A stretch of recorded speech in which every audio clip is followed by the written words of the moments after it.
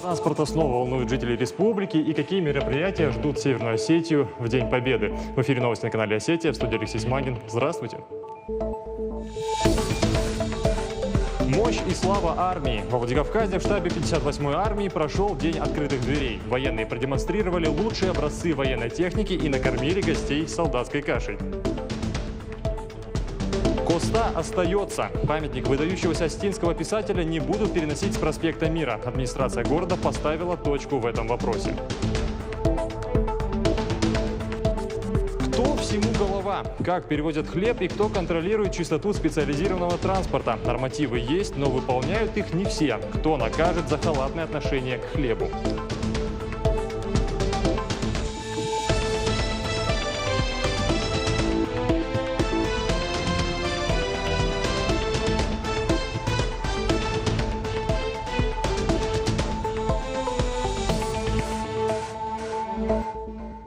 С современными возможностями российской армии сегодня мог познакомиться любой желающий. Во Владикавказе в штабе 58-й армии прошел День открытых дверей. Мероприятие приурочили ко Дню Великой Победы и столетию образования Южного военного округа. Более 200 военнослужащих и 100 единиц военной техники.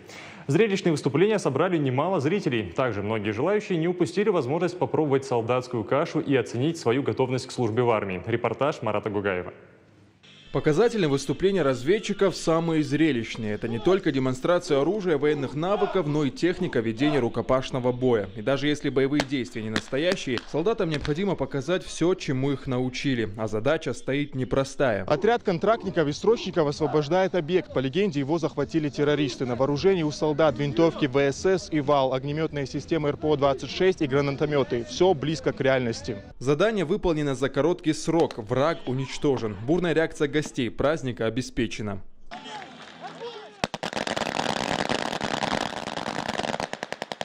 Современное оружие, новейшие переносные радиоустановки, беспилотники и военная техника. Будущие защитники Родины с большим удовольствием знакомятся с вооружением. Экскурсии проводят служащие отдельных мотострелковых бригад 58-й армии.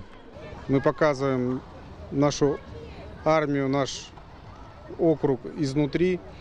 Люди могут прикоснуться, потрогать технику, прикоснуться к славным традициям нашего прославленного округа. И несмотря на то, что сегодня рабочий день, гостей очень много.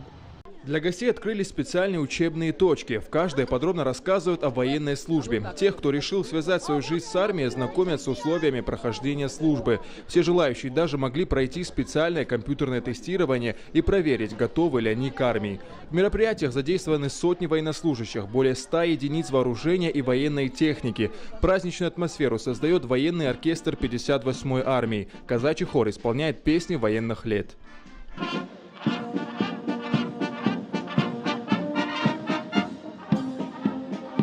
Интересно не только будущим призывникам. На экскурсию пришли школьники, кадеты и юноармейцы. Они рассматривают каждый экспонат. Многим удалось сесть за штурвал боевой машины пехоты. Мы здесь уже не первый раз. Нам сильно понравилась их спецподготовка. Нам показывали, на что они способны. В принципе, нам очень сильно понравилось. Многие из нашего класса, из класса юноармейцев, хотели уже сразу поступить в армию. И каша тоже у них очень вкусная.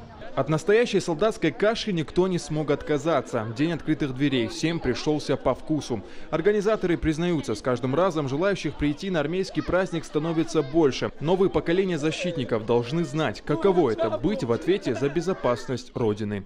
Марат Гугаев, Александр Каджаев. Новости Осетии.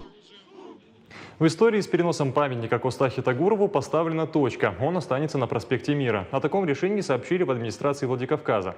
Напомним, ранее городские власти по решению топонимической комиссии были намерены перенести памятник во двор дома-музея Коста Хитагурова.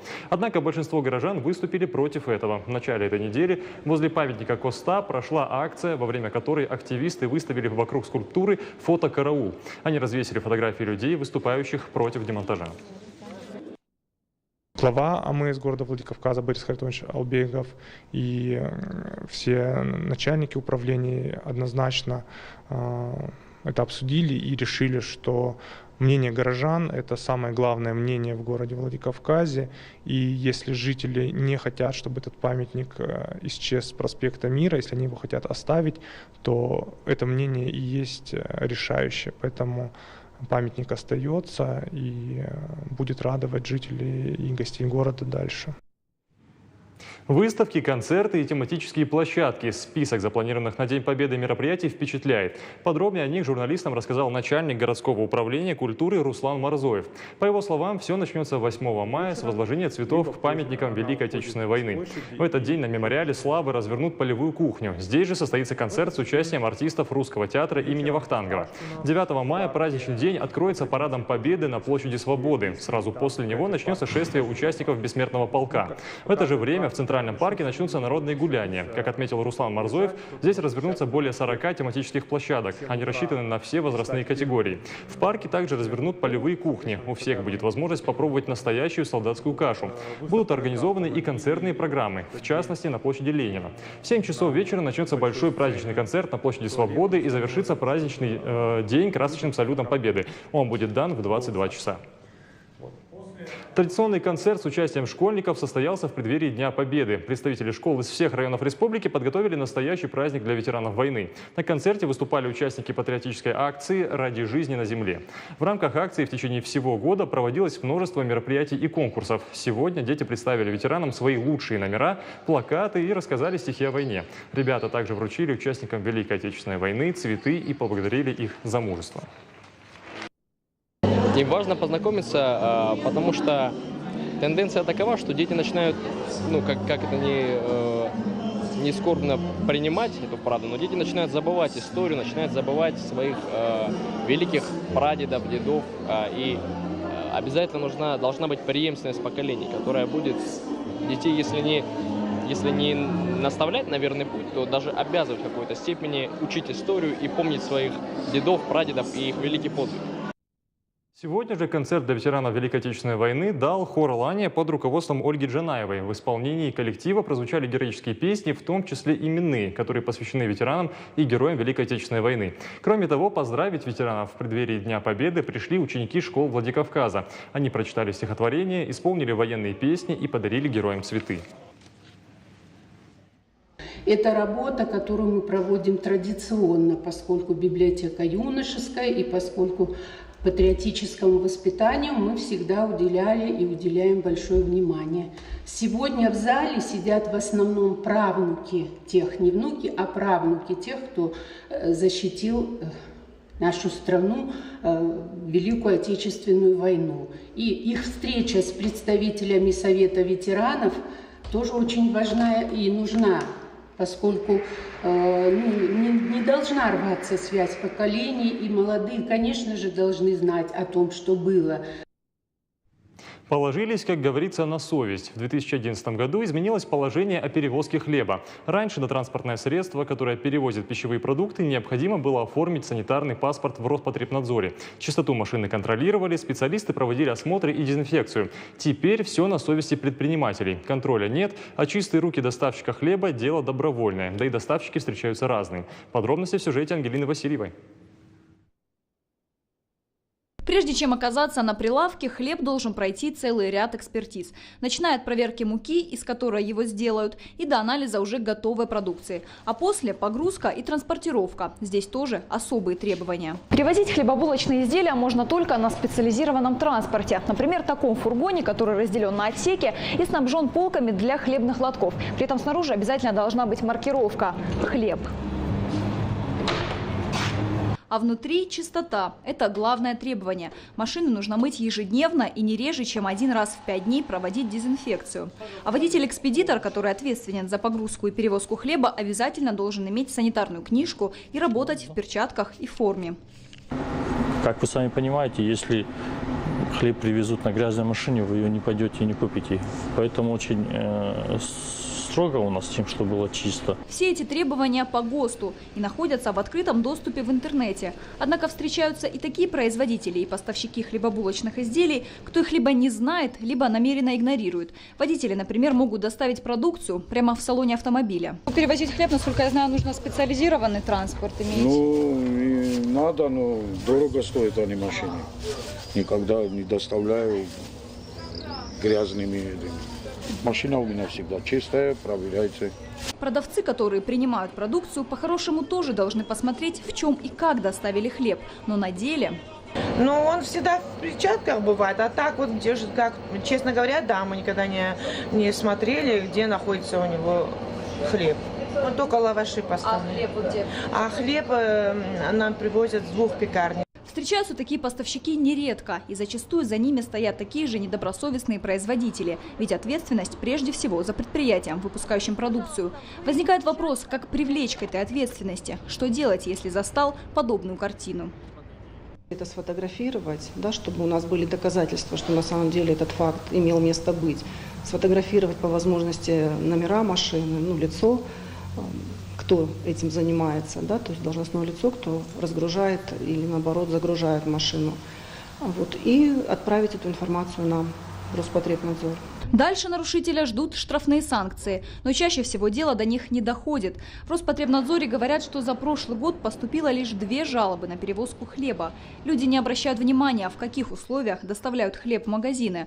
Может, потому и в пекарнях этому не уделяют должного внимания. Ангелина Васильева, Игорь Войцеховский, Заур Кодзаев. Новости Осетии.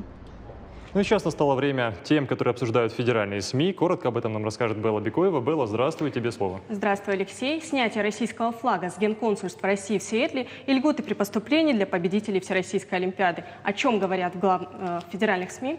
Через пару секунд.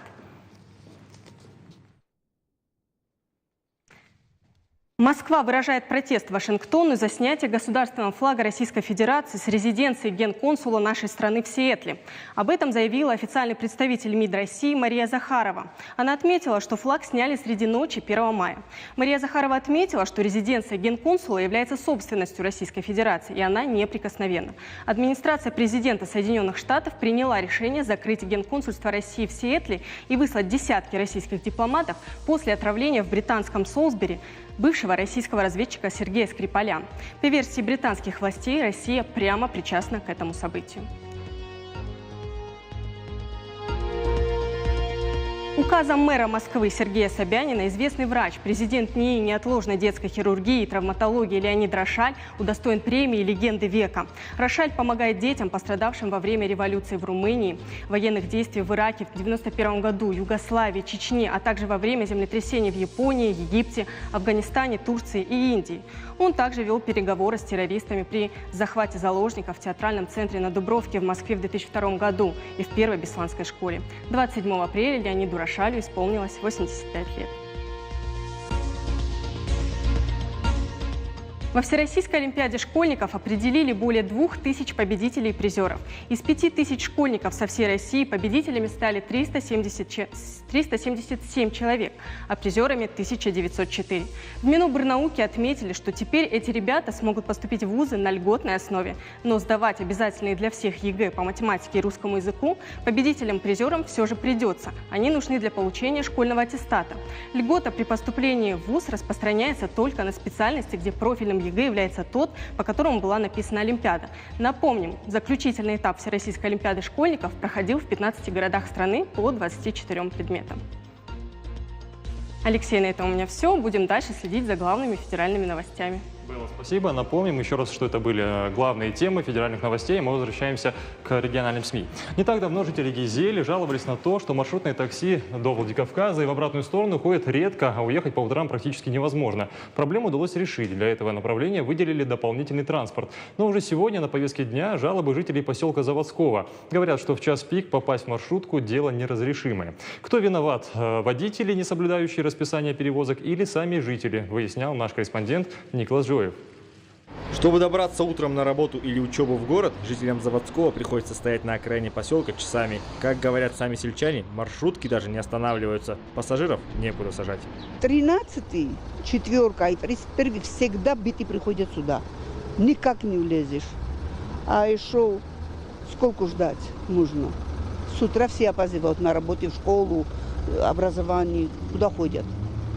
Вот такое положение у нас. На эту остановку все маршрутки приезжают забитыми, и, естественно, они уже не останавливаются, а автобусы вообще плохо ходят. Некоторые жители Заводского выход нашли. Ради заветного места сельчане садятся в маршрутку в противоположную сторону, едут до конечной, чтобы затем вернуться обратно и попасть в город. А те, кто не хочет совершать круговые поездки по родному поселку, ждут на остановках счастливого случая. Мы на окраине Заводского, на часах 8:15. За полчаса, что мы здесь стоим, маршрутка с номером 13 проехала всего 2 раза. Ни одна из них не остановилась. Они все забиты под завязку. В профильном министерстве говорят, с графиком движения маршруток в часы пик все в порядке. Она полностью оптимизирована. Причина забитых маршруток в самих жителях Заводского, а вернее в их привычке забивать места в обратную сторону. Обещают, что решат проблему в ближайшее время. Я думаю, что в ближайшее время мы в Заводскую выйдем, мы знаем эту проблему и поработаем, промониторим, посмотрим и организуем все вопросы, которые есть у жителей Заводского, мы поправим. А пока в Минтрансе разбираются с проблемой, жители Заводского, не получив заветного места в маршрутке, на радость частным перевозчикам добираются в город на такси. А это уже ощутимые расходы. Николай Джуев, Сабина Гатагова, Игорь Войцеховский. Новости Осетии. Владикавказская епархия и Республиканское министерство труда и социального развития подписали договор о сотрудничестве. Мероприятие состоялось в Республиканском доме-интернате для престарелых и инвалидов «Забота». Свои подписи под документом поставили архиепископ Владикавказский Яланский Леонид и исполняющий обязанности руководителя ведомства Игорь Кисаев. В договоре обозначены основные направления совместной работы, в том числе совместные действия для развития учреждений социального обслуживания, основанных Русской Православной Церковью. Жители дома престарелых подготовили для гостей концертную программу. Песни исполнял хор «Заботушка», которому исполнилось уже 20 лет. Это соглашение, которое мы подписали, оно даст больше возможностей для оказания этой социальной поддержки и взаимными усилиями с участием, самым активным участием епархии мы, на мой взгляд, сделаем больше для того, чтобы наши граждане были социально защищены. В Владикавказе завершились гастроли азербайджанского тюза. В течение 3 дней артисты выступали на сцене Остинского театра. Финальный показ спектакля «Тук-тук-ханум» по пьесе поэта Абдулы Шанга собрал полный зал. Именно эту постановку представляли актеры для юных зрителей Осетии. Гости признаются, для них она является визитной карточкой вот уже 10 лет. Отметим, что во Владикавказе труппа впервые. И, по словам артистов, гастроли прошли успешно. После спектакля представители Министерства культуры республики выразили благодарность организаторам за вклад в развитие творческих связей и поддержку программы обменных гастролей. Уже 17 мая с ответным визитом в Азербайджан поедут артисты из Осетии. В Баку они покажут постановку режиссера Дианы Черчесовой «Вовка в стране чудес». Азербайджанцы здесь не первый раз. Наши театры здесь с другим спектаклем здесь выступали. Им тоже понравится. На дружеские отношения с театром Шаби. Сейчас будем дружить. Тхапцаев, именно Тхапцаевым театр, это называется Тхапцаев. Азербайджанцы очень любят, потому что у нас снимали фильм, он там главную роль играл. Фильм о Махмуде Симбаева. Вот это азербайджанский спектакль. Художник из Волгограда представил во Владикавказе выставку «Твердь». Это экспозиция о твердости и силе духа защитников Сталинграда. Владислав Коваль – заслуженный художник России, уроженец Северной Осетии. В 1954 году он приехал в Волгоград и с тех пор ни разу не возвращался в родной город. Выставку художник посвятил 75-летию победы в Сталинградской битве. Мастер кисти привез из Волгограда 32 картины. Выставка продлится до 10 мая. Приехал с тем, чтобы показать моему любимому городу, моей родине, эти картины того города, где я провел большую часть жизни своей. И думаю, что, наверное, эти выставки, которые вы сейчас видите, будут в контактах постоянно. Мне очень будет приятно отчитываться о своем творчестве, когда Господь даст мне мои годы далее, чтобы я мог Владикавказу показывать свои работы новые. Это моя родина. На этом выпуск новостей подходит к концу. Спасибо за внимание. Всего доброго. До встречи.